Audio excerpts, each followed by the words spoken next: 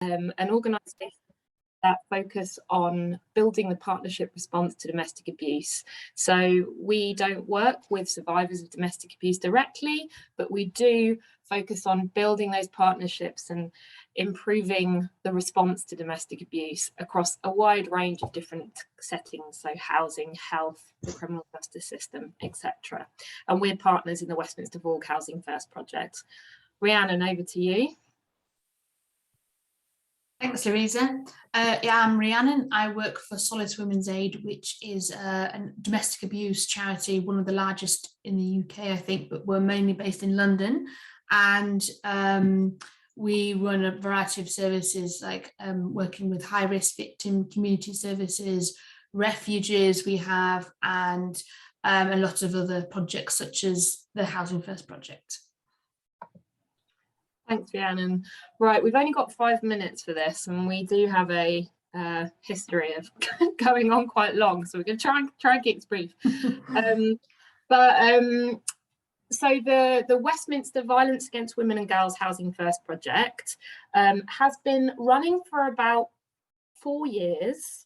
It was about a year in the development. It's very much a partnership project.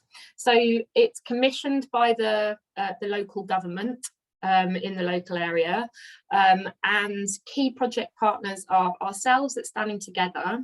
And our role in the project is that we developed it. We worked with the commissioners in our local area to get funding for it. And one thing that we did right from the beginning was to put the housing in place. And that's what our role at Standing Together has really been.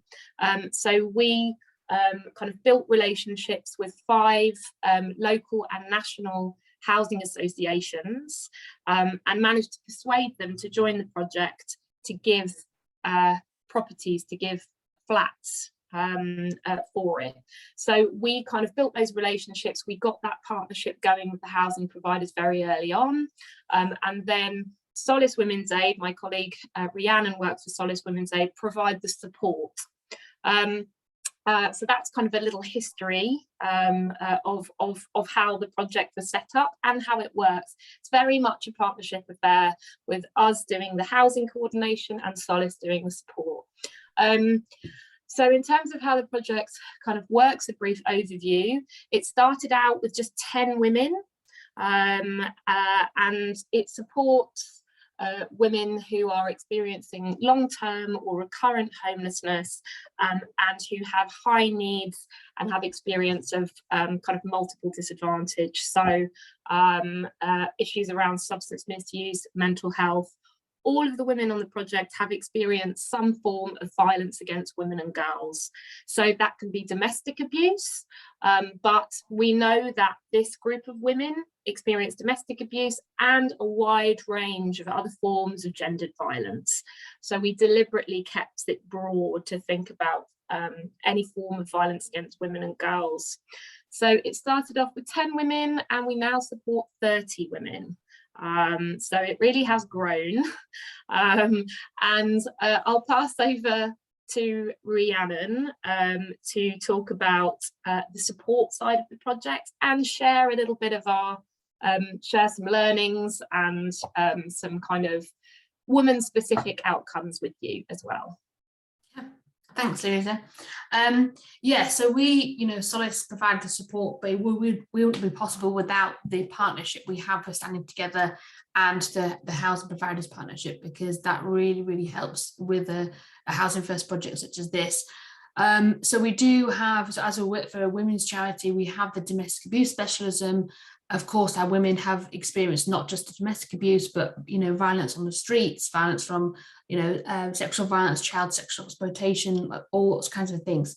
So we are trained in that, and we were able to help offer the support of what we call IDVA, which works with high-risk victim survivors of domestic abuse. We're able to offer that support and more. We're able to offer holistic, practical and emotional support as in common with Housing First projects across the world, helping with long term, so as long as our women would want to be supported, and flexible as well, you know, in line with Housing First principles. We do, you know, offer, you know, the normal paperwork that one would have to do in a domestic abuse organisation, that is kind of reduced for our women in recognition that they do have multiple disadvantages, and, you know, doing reams and reams of paperwork is not always appropriate and not always wanted by our women. So we have ways of adapting our risk assessments and safety plans and support plans to like be a reduction in paperwork and still offer that support and holistic expertise. So just some of the outcomes of the last 2 years that we've had women in from the first cohort of women until now, where we have 30 women being supported. We've had a high percentage of tenancy sustainment over the two years, which is we had a lot of women who started off on the streets and was rough sleeping for a long time, like years and years, had never sustained a tenancy before, had never engaged with services before, and now they are engaging. And, you know, some of them have been living in their flats for 2 years now and still maintaining the same tenancy, which is absolutely amazing. We've had, you know, lots of women being supported to report VOG to the police. I think what we find with our women is that they have a mistrust of the police. I think I'll discuss this later. But they really have never reported VOG to the police. And we have some women who have been supported to report, you know, sexual violence or domestic abuse to the police, and you know, we're able to support with that process. We also got women who are reconnecting with the family, so estranged family, children removed who from care. We've also got women doing lots of activities such as, you know, and volunteering and like training. So we've got them doing piano lessons, sewing courses, jewelry making, peer mentoring programs. We also managed to set up a gardening project, which with the women, you know, some of the women attend and they love, really good for like mental health and just and also we had a woman, they decided wanted to do a pamper day, so we did a pamper day for them. So on to more like a general case study of one woman that we support with, and we're supporting her since the beginning of the program. She was rough sleeping for many years. The outreach team actually couldn't find where she was sleeping because she was hiding. She had 2 perpetrators of domestic abuse that she was hiding from. So she was really hard to find, and we just met her one day by just, you know, wandering around the streets and trying to find her on outreach. She's now held her tenancy for over 2 years.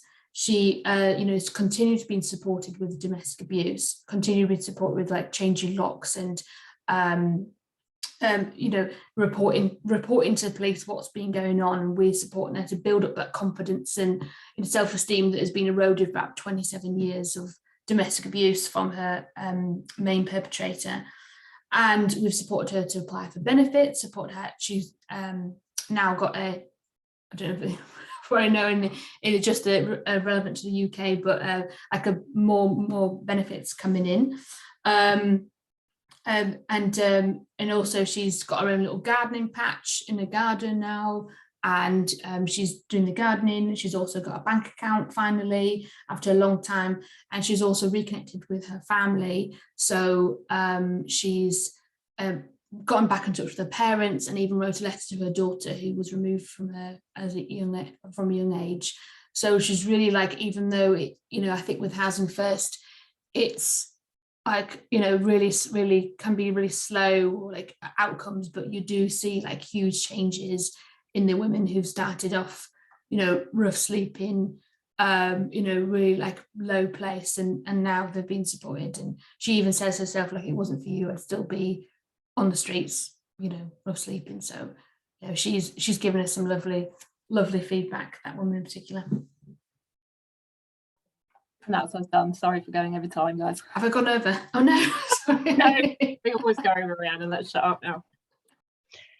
No, I think your timekeeping is very good. We had some extra minutes in any case, so no worries there.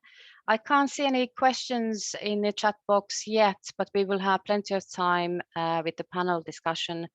But yes, it's been really a great pleasure to hear about your work and the huge changes you talked about. So we will definitely hear more in the panel discussion about this.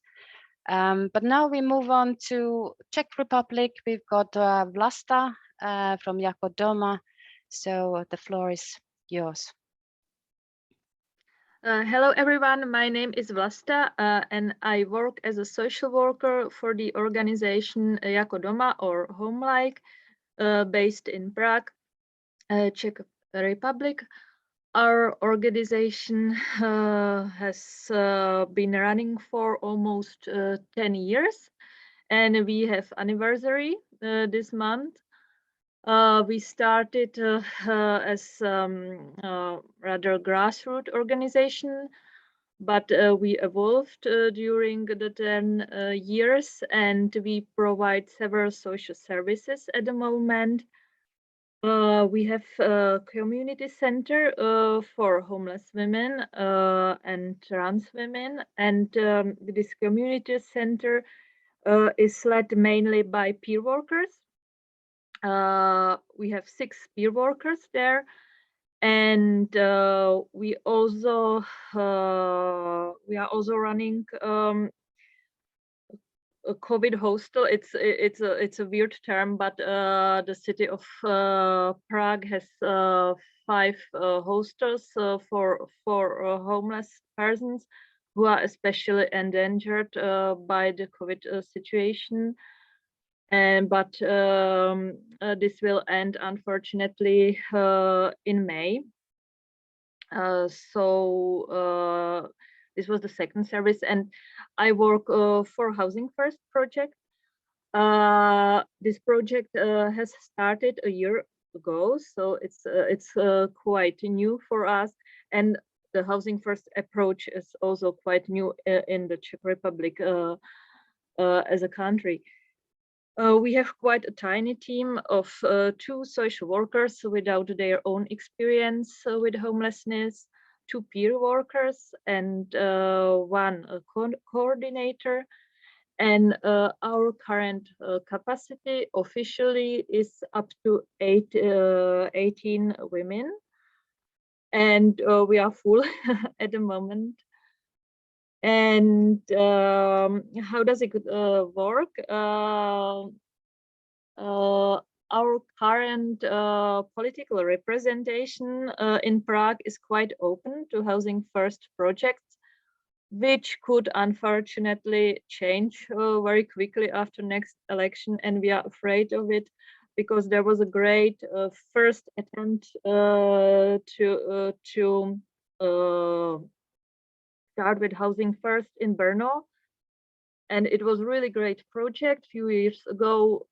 Unfortunately, it ended with a political change in a municipal office in Brno, which is sad. So we are a bit afraid of this. But the project is running, and the city is offering their flats to the homeless people in Prague. People are waiting for a really long time, usually more than 1 year, to get a flat. And at the moment they get a flat, we start to cooperate with them. And we also work with a city agency. This agency is looking for free flats on the open housing market, which is also not easy, especially in Prague, because there are not enough of free flats for rent, as in every big European city. So and what else? what else to say at the beginning? we have a very similar group of women, as Louisa and Rhiannon said. Our women very often suffer from a complex trauma. They have experience with domestic violence and other kind, any other type of violence. They experience long time homelessness. Many of them, or the huge part of them, is in senior age at the moment. And I was prepared to talk more about peer workers in our service, but the time for this will come later, I guess, right? So maybe this is enough for the beginning. It's not easy, as you can see. It's not easy for me to speak in English for a long time. So that's it for the start. Thank you. Your English is absolutely perfect, so no worries there.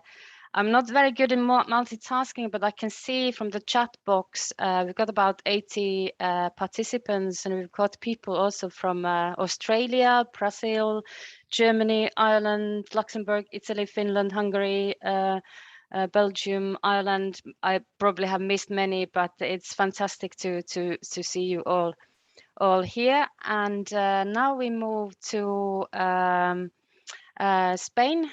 Ania is talking about the work they do in IRES. Hi, thank you, Saija. Thank you, Doma, and thank you everyone for inviting us to be here today.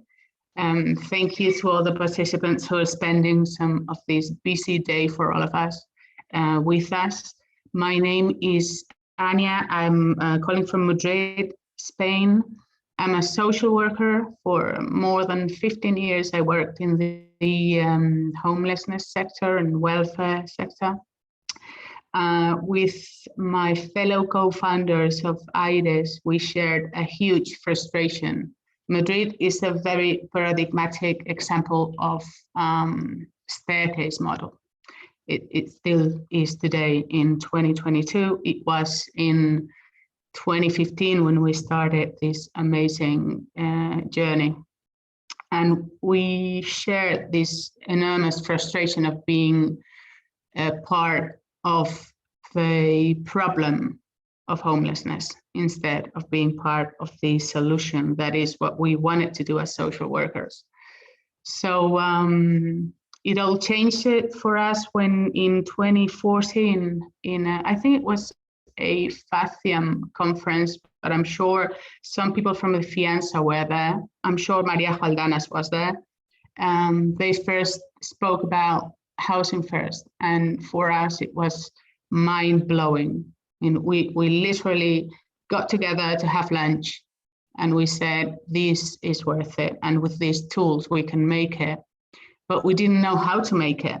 And the theory of housing first, as you all know, is easy, but making it a reality is not that easy. And when you don't have much money, or you're not a big organization, we weren't an organization at that moment. But we still, we said, let's find out who this Samson Pérez is. So we Googled him, we found an email, and we sent him an email. That today I think it was a bit embarrassing, but then it was, no, it just came out from the heart. So it was like, hi Sam, like as if it was our friend. We are 3 people from Madrid, we're working with homeless and blah, blah, blah. It was a very long email. He read it up to the end because he answered, and we asked him for training. So it was 2014, and he started training us. We met on webinars Thursday evening in Spain. He was doing the implementation in Canada. So every Thursday he was in a different city, and we met and we chat, and he told us about housing first, and we said, okay, we want to try, so we have to build the organization. We were technicians, we weren't entrepreneurs, we didn't know how to do that. So we brought a friend of ours, Mar, who is an economist, so that we made the journey a bit sustainable. It's hard still today. And we built IDES. IDES is an acronym for something like Association for Social and Housing Inclusion.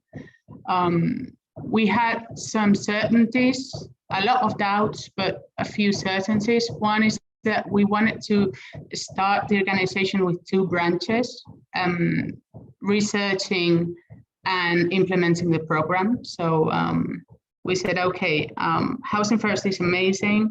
Housing First is a rights-based approach. It really puts the person in the center, but where are women in Housing First? Where is the gender approach? And it doesn't have a gender approach. So we said, okay, we're starting a Housing First program in Madrid with very little money and for women. And that's important because that left us out of European financing that was happening at the moment. If we didn't follow the 80% men, 20% women, or the high fidelity rates with Pathways Housing First, we were left out. So still we took the chance. We said, okay, let's start research to understand better how homelessness works in the case of women, how pathways of women are in homelessness. And let's start La Morada Housing First. La Morada is a Spanish word it's a beautiful Spanish word for house, and it also means purple. So La Morada Housing First is a Housing First program for homeless women with complex needs who survive gender-based violence. We started with 4 houses, 4 units for women. We have now 8. Our journey is being slow but steady. We are a small organization in numbers, but a huge organization in achievements.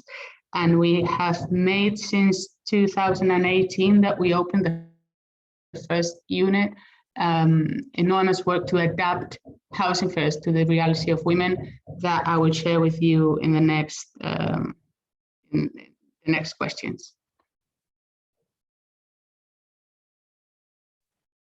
Thank you very much, Ania. This is a, beautiful story of 3 people starting small and still making a big difference, not only to individuals, but wider as well. We have one more short presentation. We go back to the UK. Amber, are you ready? I shall unmute myself. I am. Thank you very much. So many inspiring stories this morning, but a lot of commonalities, I think. So I have prepared a few slides, if that's okay. Some of the things will be familiar, and it's really encouraging to hear all the different principles of Housing First being adhered to across the different presentations we've heard of. Let's go to my slides.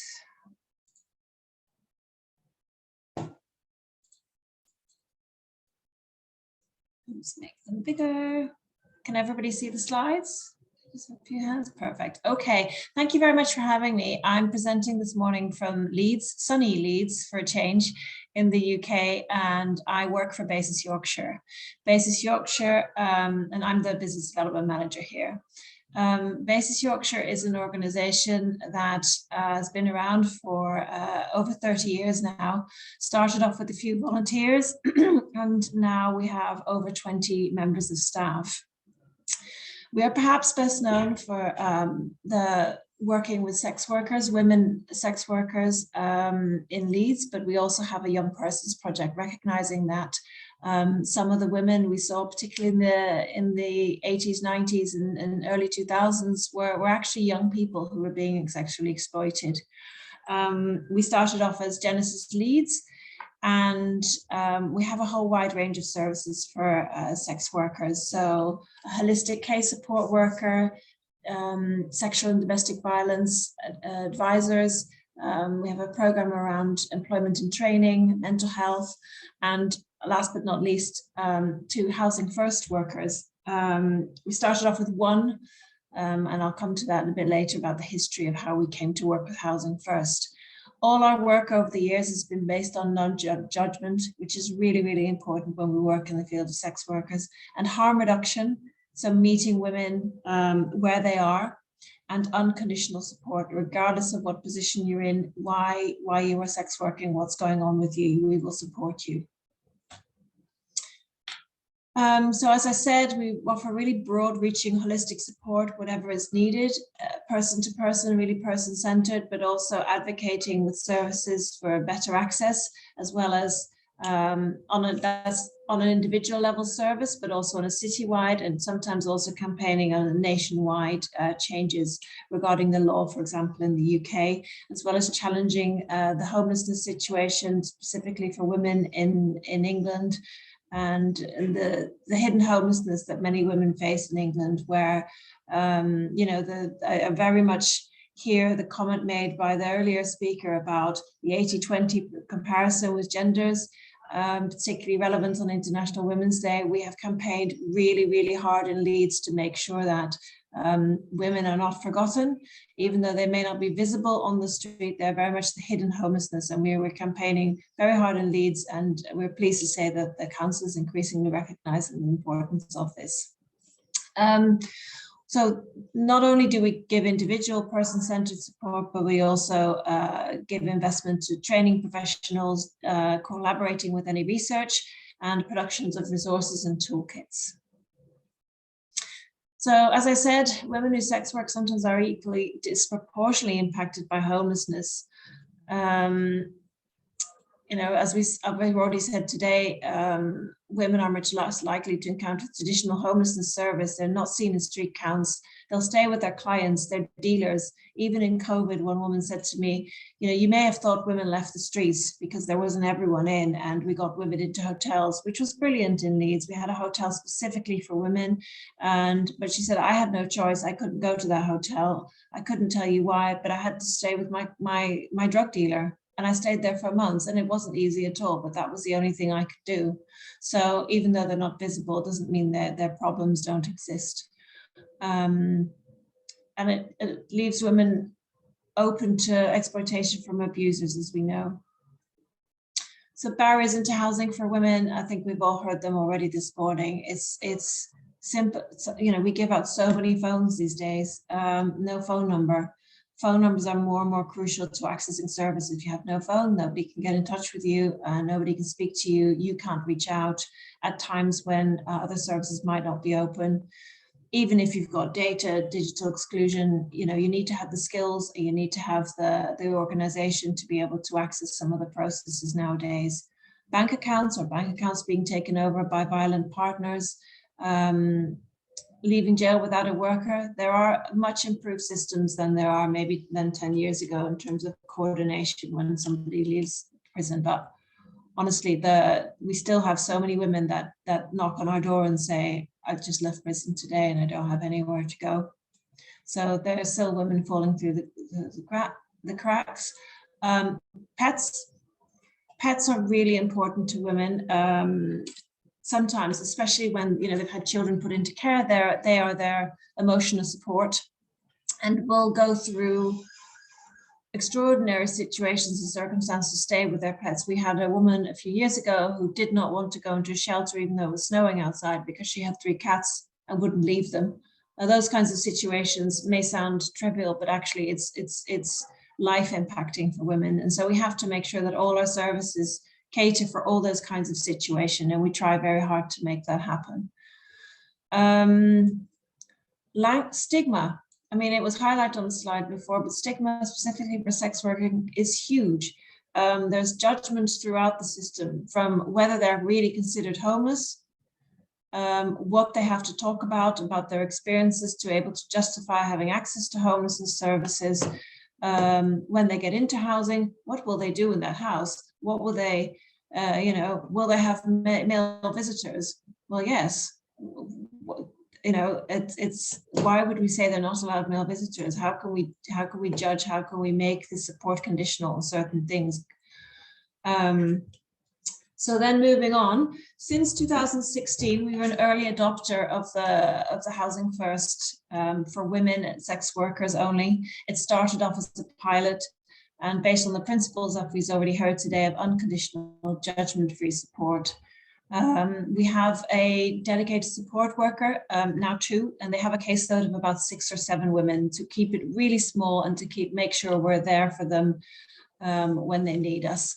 And we separate out the support work for the woman with tenancy management and housing management delivered by other partners, because we want to make sure that we can just focus on support. So if there's an issue with the house, we can always leave. We can say that's not, that's not us, and they can deal with that separately. So they always know that we have their backs, basically.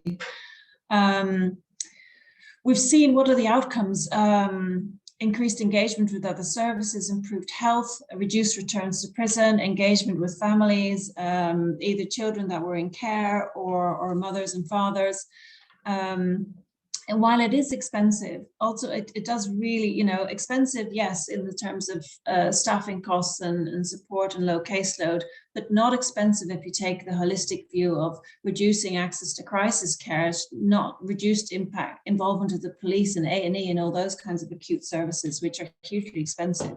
And that reduces massively because they have a location where they feel safe. We've made sure that when the women are offered a house, they have a choice of the location, they have a choice of the various furnishings that they want. We make it as personalized as possible. So a little bit about principles for effective engagement that we've seen is non-judgmental and unconditional is really important, including on leaving sex work. We know that for some women, they've massively reduced their sex work because of it, because some women, were only doing it because they had significant substance abuse issues, and now they don't have that anymore because their health is more stable, and therefore they've reduced sex work. But if we'd said to them, you can only be in this program if you stop sex working, that would never have worked. So housing first in every aspect. And some women continue to sex work, and that's fine too. We know that by having a house, they're safer. They have better access to services if they need our support. We're really trauma informed, but somebody else also said we're really gendered informed. So even things like when we have builders in place, we try to make sure they're women. We're always aware that we're working with women and try and make that center focus of our work. Why it works with BASIS, and this came up in an evaluation of the pilot that we did a few years ago. It matches with our value. We're rights-based and we're harm reduction-based, and those are first. We're really person-centered, and all our work is unconditional. Other than obviously the basic engagement, I mean, to speak to us is quite helpful if you're in house, and that we're really, really unspecific. Even when furnishings have been removed, taken away for whatever reason, damaged, stolen, coerced by partners, we give people second, third, maybe fourth chances where we can, and mostly we do. And the level of support is unrestricted. So there's not 6 months, 2 years, it's based on the need. So for some women, that's 6 months, for some women, that's more than 2 years. I think we've got some women that have hugely complex needs, 4 years, and that's fine too, if that's what's needed. So I hope I stuck to time. I haven't timed myself, but please feel free to ask any questions. Thank you. I think it was perfect. It's a very excellent summary again to remind us of the barriers to housing, and I'm sure we will hear more about the principles of effective engagement in the panel discussion. We got about 45 minutes for the panel discussion, and instead of giving the same topics for each speaker, we have different topics for Ania, Amber, Louisa, Vlasta, and Rhiannon. But of course, all the presenters are more than welcome to bring their perspective from their countries to each of the topic. And I would like to encourage again all the participants to maybe bring their own experiences or questions from their countries to the chat box. So we start with the very fundamental issue now. We want Ania to talk a little bit about the key areas to adapt housing first for women. Great, and I will continue the line that Amber started beautifully. So I'll try to complete what she said. I've organized it in different moments of the participating in the program more than in the different core principles. Though we'll see all of them. Before women have access to the program, to La Morada in this case, there are different things that we have to consider that go not against, but need to adapt the principles and requirements of Pathways Housing First. First of all, when I speak about homeless women, I'm including roofless, houseless, homeless, and in-housing exclusion. So I'm including all the 13 ethos categories. I just say homeless women in general. When I talk about gender-based violence, I'm including domestic violence, violence from intimate partner or former partner, and all the different ways of gender-based violence or violence against women. Because as someone said before, we normally find that these women survive many different kinds of violence, not just the intimate partner violence. So I was saying before these women have access to the Housing First program, to La Morada, I told you before we didn't follow the 80-20. Thing is, we don't give for certain the 80-20 percentage. For what the little we know, women are more time in invisible forms of homelessness. When we asked Samson Beris and other agencies that run Housing First programs, why do they follow that strictly, the 80-20, or why do they give it for granted? Or why do they prioritize people who are in ethos 1 or ethos 2 situations, that's living day and night in the streets or in the homeless services and resources? So we say, why do you prioritize those people in the Pathways Housing First? And the answer is always, those are the worst kinds of homelessness.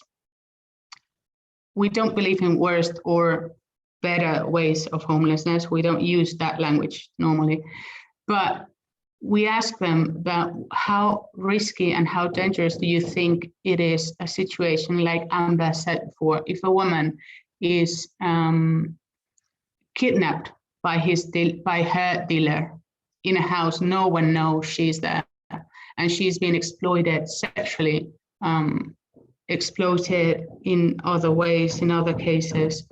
Is that less dangerous and less risky than surviving day and night on the street? Because we think it's not. The thing is that we don't look at those situations, and we don't, as we don't look at them, as we don't know them, as women hide in many cases, we don't have numbers for them, so we don't give adequate answers for those situations. So we work with women that are not necessarily in ethos 1 or 2, are not necessarily for a long term in the same situation. We normally have women who go from one to another situation of homelessness, housing exclusion, rooflessness, and they go in and out. And especially if they're in a roofless situation, every time they can get out, they get out, even if where they get out is a riskier situation for them. So we couldn't find in Madrid many women that follow that requirement of being for 1 year or more in the same ethos situation, 1 or 2. Okay, I'm not sure if I'm like, I'm not even understanding myself, but I hope you follow me. Okay.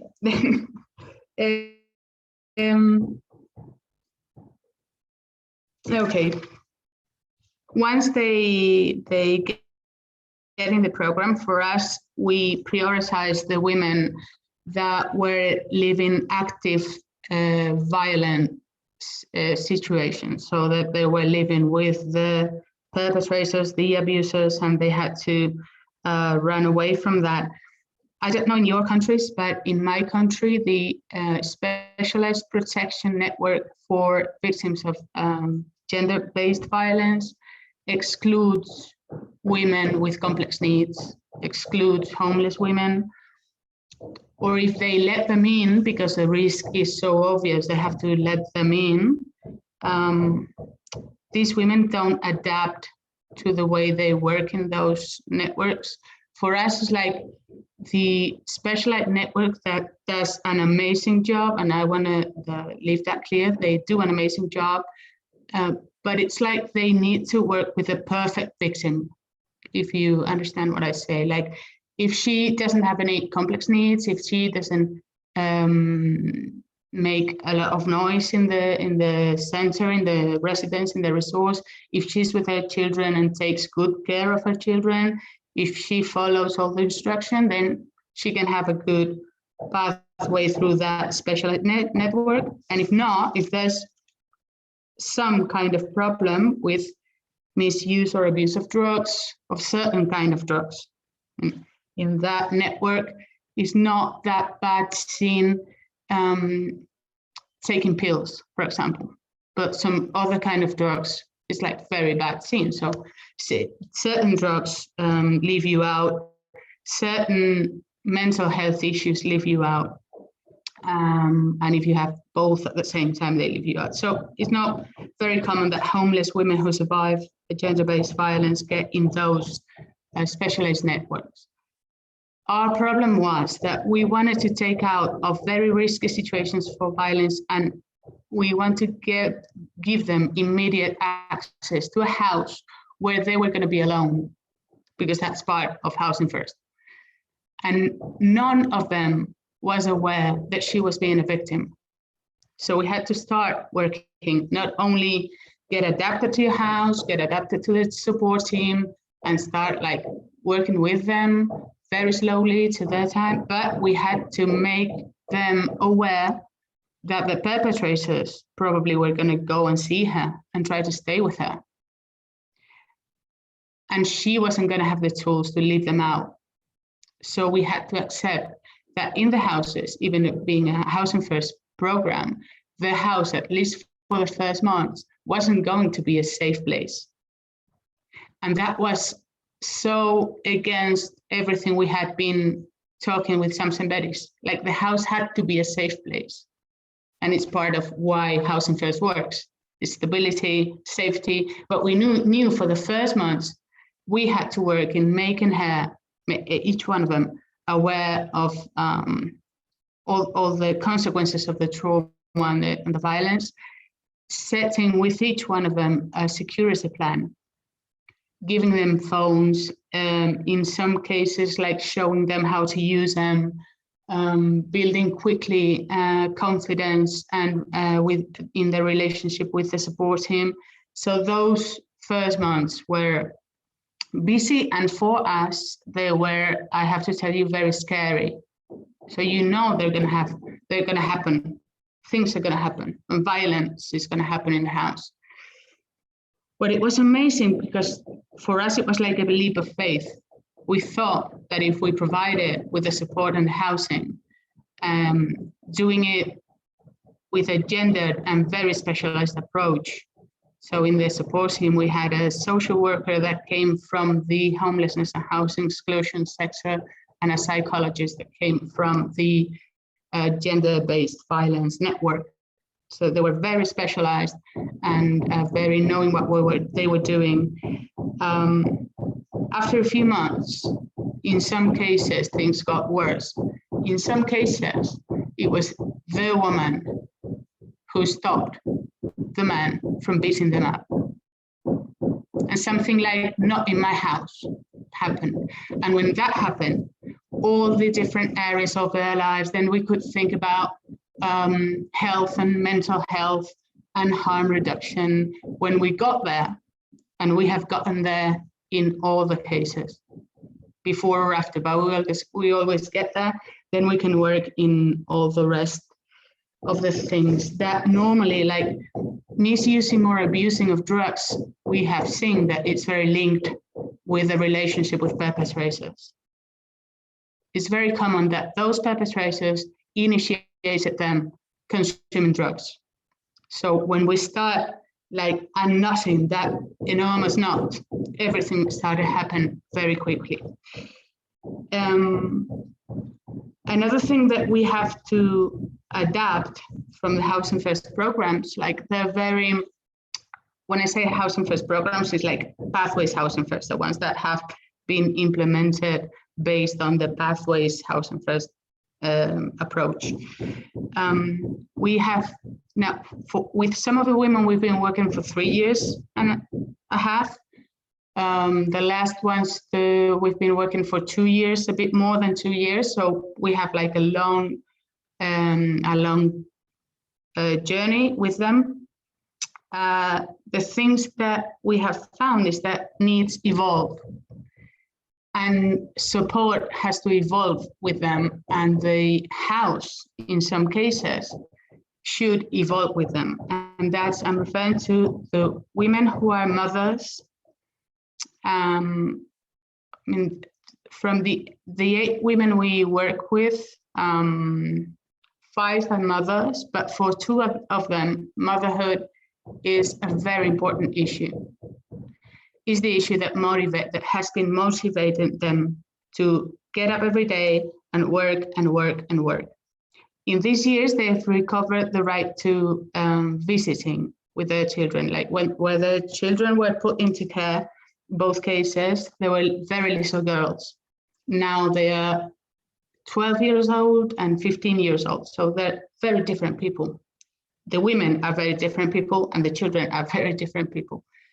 So we've been working to reconnect with the children. They've regained the right to visiting. So they started with some weekends, then some holidays.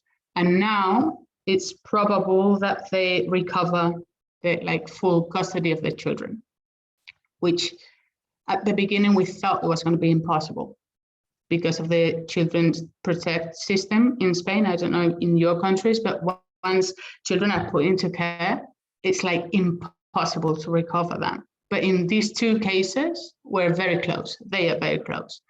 The thing is that we have units. The houses in La Morada are owned by the City Council of Madrid. It's like public housing. And for Housing First programs, they only give 1-room unit. It's like very strict. No case, no flexibility there.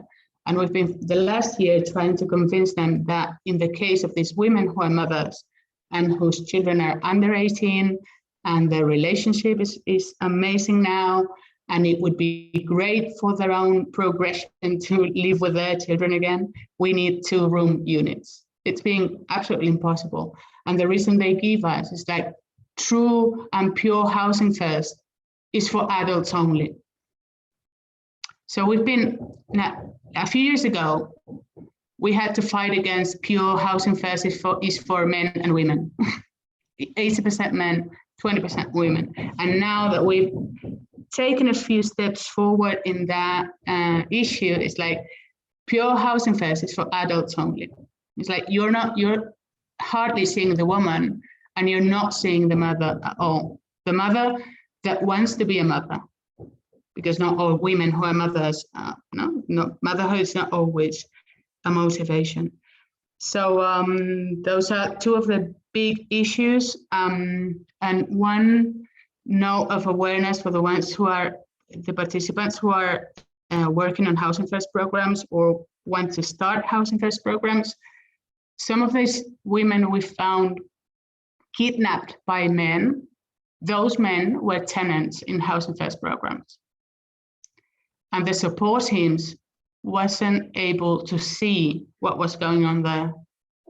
They didn't have the tools on the training to see and detect that there was being violence against that woman. So training and gender perspective and gender approach and trauma-informed services and information about resources and services specialists in gender-based violence are fundamental and urgent, also in Housing First programs. And the most important thing we can do is not to re-victimize. And if we conquer that, not do more harm than there has been done, that would be great.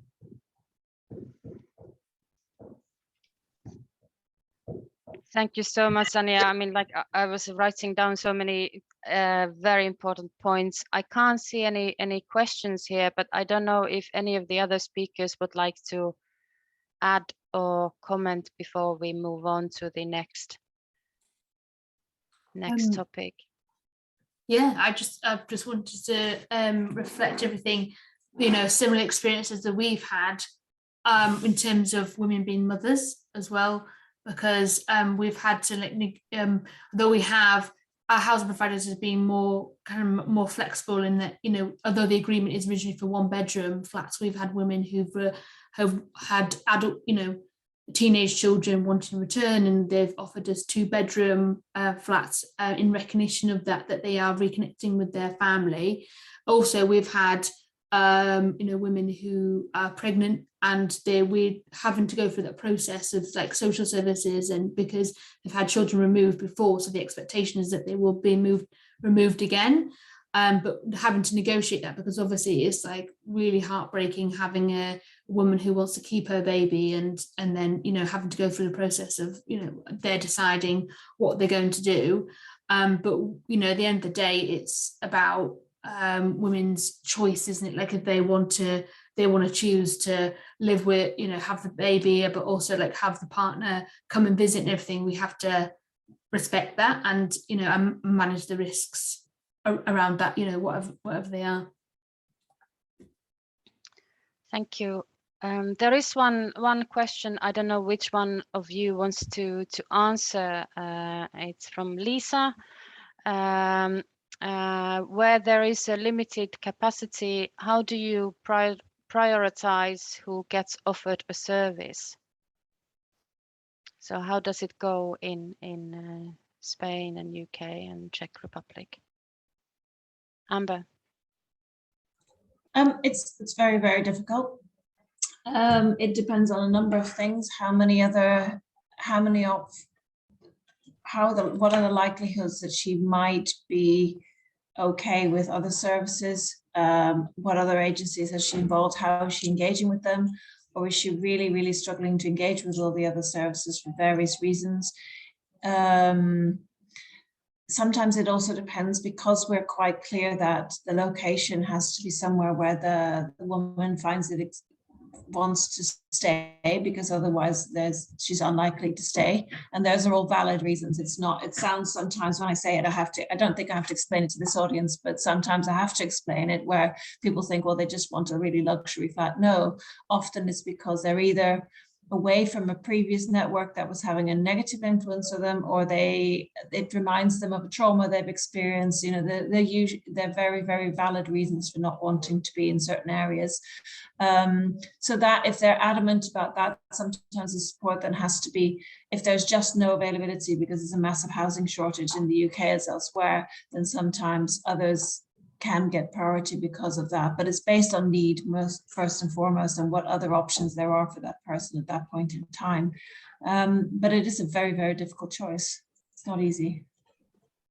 Absolutely. I think we can all agree with that. I'm just trying to keep my eye on the time. We got 4 very important topics to cover. So I would like to ask Amber, you already showed us the slide on the strategies, how to engage women. Would you like to talk a little bit more about that?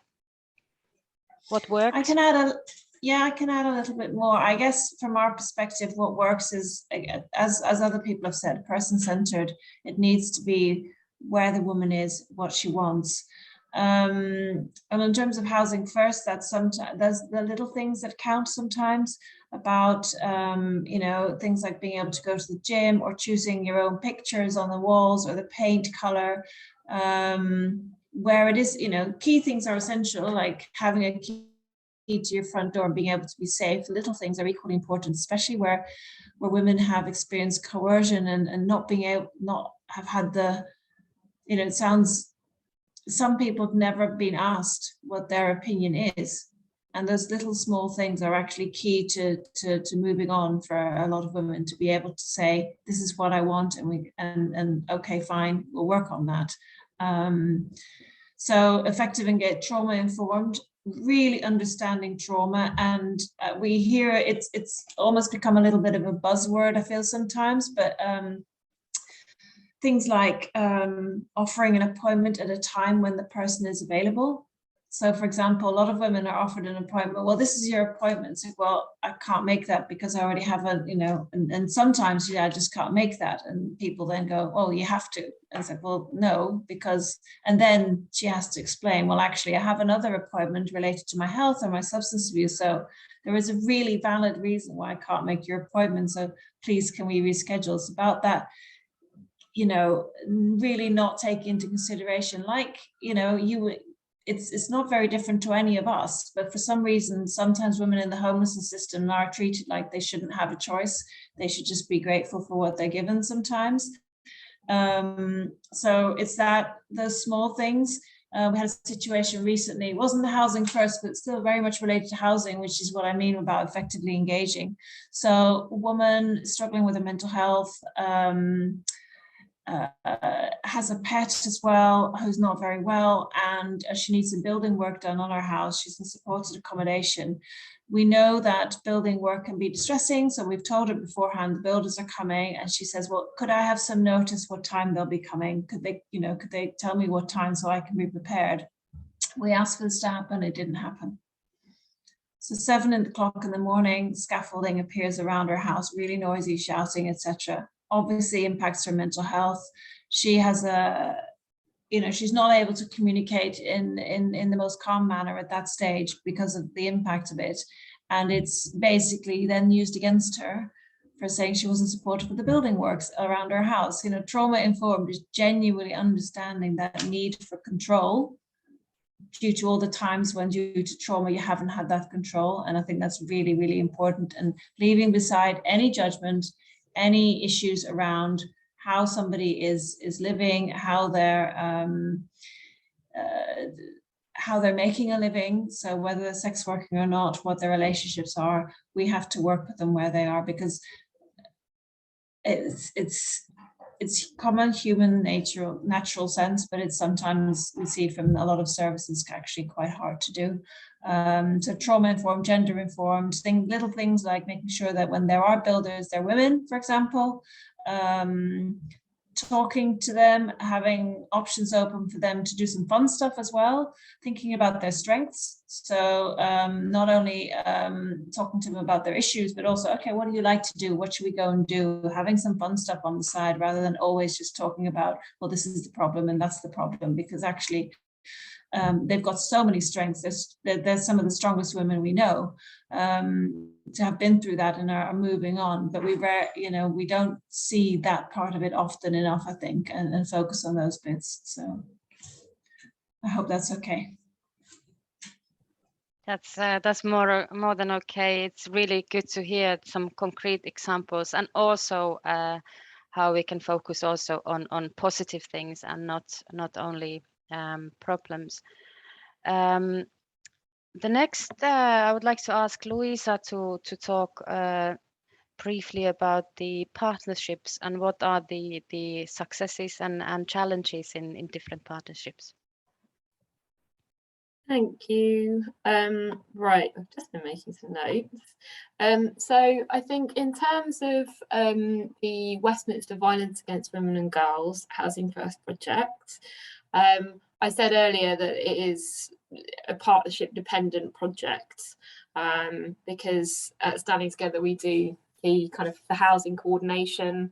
We've got 5 housing associations that we partner with who provide units for the project, and obviously Solace do the support. So I suppose in terms of successes around that, I think that model has worked really well. I think, Amber mentioned in the UK, obviously trying to find appropriate housing, even being able to give people choice over housing is a really difficult thing. So good partnership working maximises choice for women. And I think the model that we have really works that. So with our 5 housing coordinators, our 5 housing associations standing together, we as housing coordinators do various different things. So we kind of get them all working together. So we have partnership meetings where we all meet together quarterly. And the housing providers have reported back that they would quite like that because they're all kind of working under the same pressures. They've got the same kind of like competing priorities as each other, and they learn from each other. So for a good example of this is they started off saying, oh no, we couldn't possibly provide white goods, so fridges, etc., or any flooring, because houses come as standard without any flooring, without you know, kind of basic decoration. Then we managed to get one of them to say that they would provide it, and then the others all looked at what the others were doing and decided they'd all do it. So it's something that works really well. I think that partnership approach, getting everyone sat around the table together. We also see them individually as well. I think having that housing coordination, standing together, and having that part-time role, having the time to do that, is a real blessing, and it's something that's worked really well. It's maximised choice for women, so women are matched to properties that's going to meet their needs. So the women say what they want, what they need to feel safe, and they are made sure that the property type, whether they're in a kind of big block of flats or a more like on-street property, so they are listened to, and I think they've told us how much they value having this choice. So I think absolutely the kind of work behind the scenes to enable that choice and to get housing providers thinking differently as well, to kind of have some flexibility about their traditional ways of doing things, reducing the paperwork, making sure that everyone in the housing association kind of understands the project and the needs of the women as well, and that the housing officers and the housing management are aware of that. So that's a partnership that's worked really well. We also have to, the service has to work in partnership with services that support the perpetrators as well. So obviously, I think Ania pointed out earlier on that, you know, you have to accept with Housing First that some women are going to come with perpetrators, with their partners who are using abusive behaviour. And obviously, it's incredibly difficult to manage the risk in those situations. Now, one thing that we've found works really well is linking in with the perpetrators' support, or if the perpetrator doesn't have support, trying to get them some support. That makes it easier. I'm sure Rhiannon will mention this, but it makes it easier to be able to see the woman on her own sometimes, maybe if the perpetrator's out at an appointment, and you can just kind of communicate better about what's going on. It does help to mitigate the risk a little bit. I think traditionally in women's specialist domestic abuse services, you have nothing to do with the perpetrator at all, and that needs to be different when you're doing Housing First with women. In terms of challenges, I think in the UK we work around the intensive case management model, so we don't have any in-house support. We have to work with the agencies in the local area to build partnerships to get support for the women. This is obviously quite problematic when a lot of the systems don't always work very well for this group of women. So widespread stigma, as Amber talked about earlier on, a lot of the time it's up to the Housing First workers to try and build individual relationships with professionals across a range of agencies, and I think that's fantastic, but there needs to be some kind of, I think all Housing First projects need to do that kind of wider, more strategic work in I suppose changing attitudes towards this group of women as well, more widely. and increasing the knowledge of how women's homelessness is different. So mental health is a big one. Every year we write the evaluation of the service, and every year I say the same thing about the difficulty in accessing support around mental health, and there's such a need to have an in-house psychological support. And lots of housing first services have these now, and it's something that I think we would really benefit from. Obviously, working with the police and the criminal justice system can be quite difficult when we're talking about stigma and attitudes towards this group of women. Also, in terms of, I mean, a big thing that I go, and obviously with our service, Solace Women's Aid are a specialist women's provider. They do have that knowledge around domestic abuse and violence against women and girls, but there are a lot of mixed gender services in England that I think those working partnerships with their women's specialist services could be better.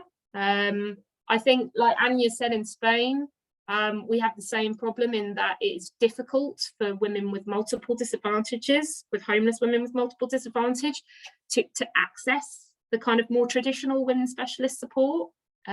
So that's a bit of a challenge, but I think it's something to be worked upon, because there are a lot of mixed gender services in this country, and I think those partnerships between the housing first services and the women's specialist support are so key to build on. That's just a bit of my thoughts. Thanks, everyone.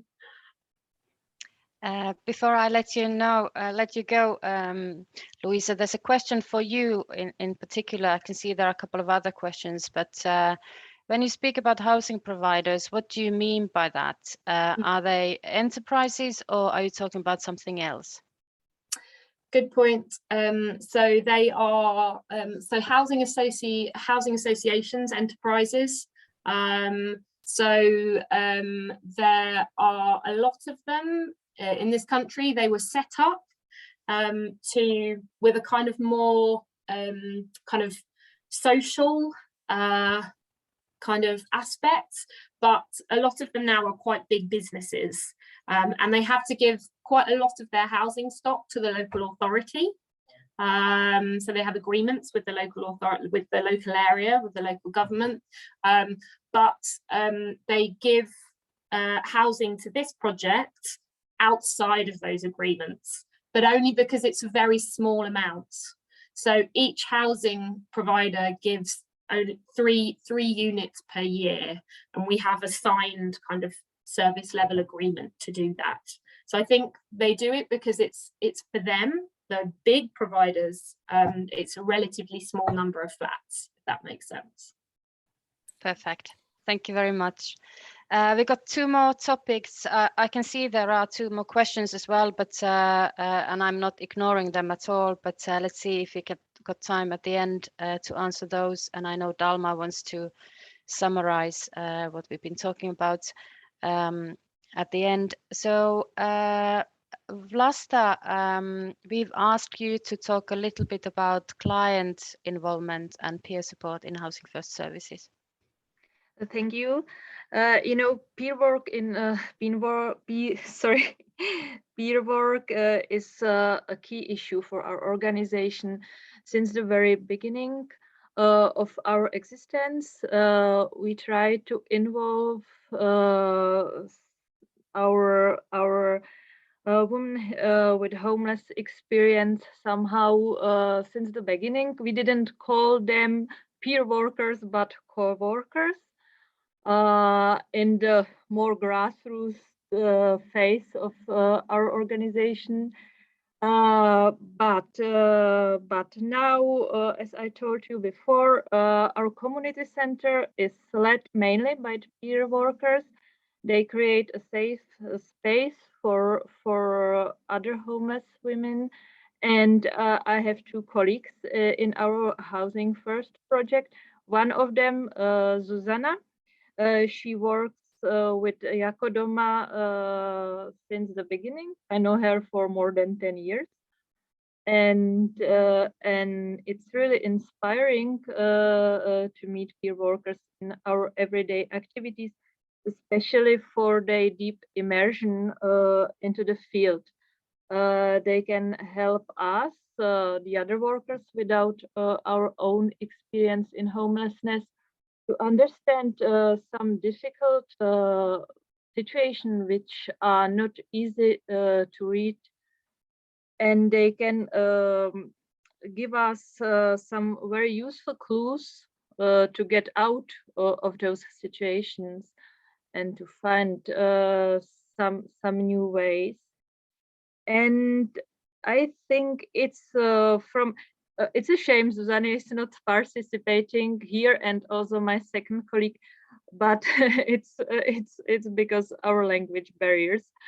I'm not able to translate their speech in a real time, so maybe next time we can find another solution how to manage this, because it would be really inspiring to have them here. And so from my point of view, which is or what's the key thing in peer work involvement, we really have to take care for their emotional safety and also social or economic safety. I start with the social and economic issues. Our peer workers, they also have many housing problems, and they have some or they can experience some financial difficulties because of debts, which means some shortage or cuts in their incomes. They just have to pay debts. So to get an official job in our social service after years of homelessness could mean they get much more less than the other workers without debts. So this is a really tough situation to them, and they also can experience some trouble to pay rent. So we are trying to support them. We trying to support them also financially, which is not easy for us because we suffer from lack of money as any other social service in the Czech Republic. But we are trying to support them with housing, with equipment, with debt advice, and so on. And the other very, very important and key topic is the emotional safety, because our peer workers and generally peer workers have problems with keeping boundaries. They are deeply involved in our clients' personal stories. But it differs. Some of our colleagues are really strict. They can keep their personal space, but the other are totally boundaryless, and we have to support them.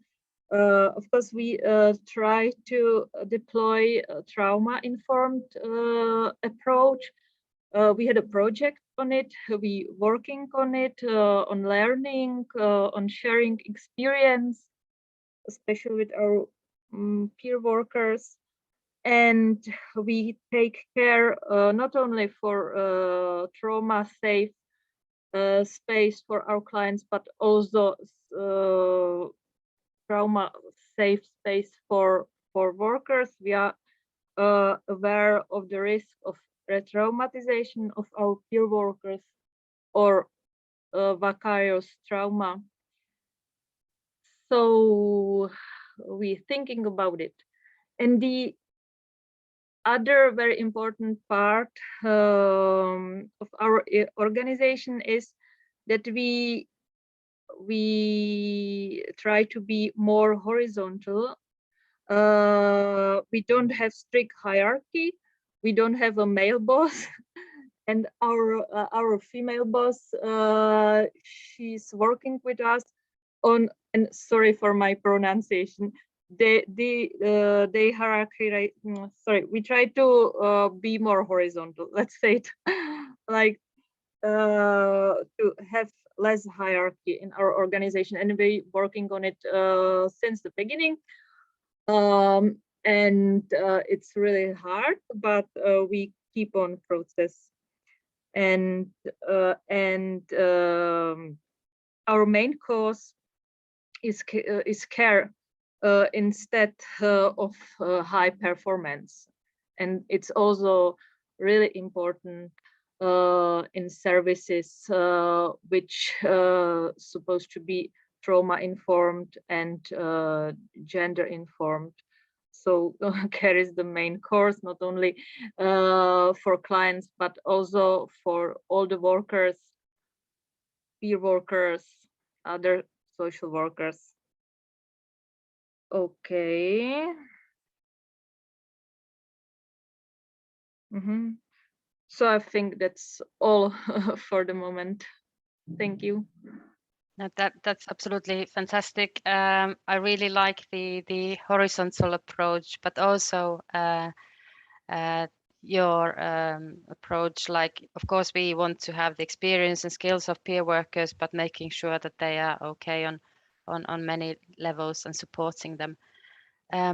We got 10 minutes, and I'm really keen to hear Rhiannon talking about safety and managing risk. I was hoping you could keep it in a fairly kind of short, that Doma has got a few minutes at the end, but take your time, because this is very, very important topic, and I'm sure we all agree on this. Okay, thank you. I will try to be brief. Yes, I think Louisa covered actually a lot of what I was going to say about, importance of, choice and control over, we do ask at this stage when they get nominated for a flat, what are the risk areas, so we avoid them if all possible. When they're offered a flat, if they feel like for whatever reason, like even if it is not like tangible a risk, like there's a perpetrator who's known to be nearby, even if they think, oh, I don't feel like this area is safe for me, then we say, okay, that's fine, we can offer you somewhere else. We had one person who was offered 4 flats, said no, but then they were able to find their perfect flat, and they are sustaining that tendency now. So the choice and control is so important. I think Louisa also mentioned working with perpetrators. I have never worked with such a huge range of perpetrators who are so controlling, very, very jealous of women who we work with, of getting the support. I think a lot of what is common in this sector is the men are also homeless and also actually trauma survivors themselves, some of them. So it is important to make those links with workers for them, because if they see the woman that their partner is getting a flat and they're quite jealous of that situation, so they can try to undermine it, they can try to break up the support, they can try to stop them and isolate the woman continuing the domestic abuse. So really important to make those links up. We had with one of the perpetrators we work with, who I just think is one of the most violent men I've ever had dealings with. But we have had, we've made inroads in that we were able to link him up with outreach worker, then hostel workers. Now he has his own flat and supported accommodation, and we've got really good links with them. And, we can see when, that he's they've also got CCTV, so cameras, so they can see when he's going out, they can make reports, we can work together to make those reports. I think making sure, as it is I think someone mentioned earlier about the harm reduction approach. So it's not saying you have to leave this person, you have to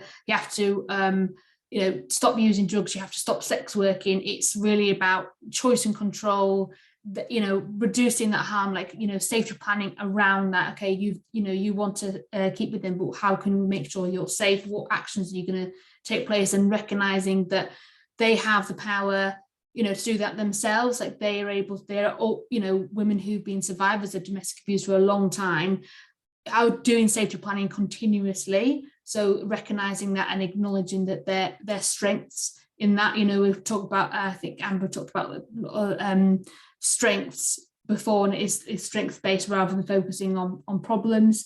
I think, you know, also being able to provide women with the resources. You know, we are lucky that we've got, you know, funding to help them with phones, especially when perpetrators are taking phones away, to keep those, you know, links and open. Also, we help with security measures. So even if a woman doesn't want to report to the police, which is completely understandable, because you know, I think Louisa mentioned earlier, there is a stigma attached to women experiencing homelessness, and they have experienced a lot of discrimination from the police before. Also, you know, in the UK, probably, you know, on a wider scale, there is a kind of mistrust of police, you know, due to, especially in the UK, we've got reports of misogyny and everything going on. So like, it's unsurprising that women don't really have trust in the police. But if we can help them with, you know, building relationships with certain like officers to try to increase safety, also putting in measures like, you know, working with the house providers to put in like a door chains or extra security measures if they're afraid, working with, you know, so putting like police flags on, or like key safes. So we put a key safe on someone so that they can, you know, they can access the, like, you know, they can access their welfare check. Rather than that, we also do have regular forums to discuss women, our women, and like plan around the safety. We also have, you know, MAREC meetings, so it's just discussing high risk victim survivors, which, you know, we do have to adapt for women who are seen to be like not engaging really, but we do have to adapt to try like reduce the harm somehow and work with them in that way. I'm sorry, I've gone over. So carry on.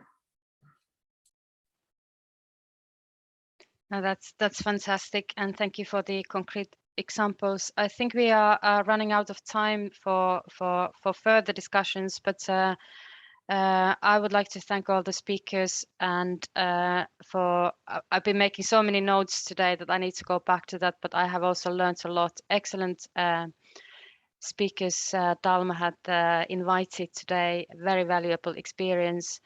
Housing First Eurohub is organizing a conference. I think Samara just put it there on a chat.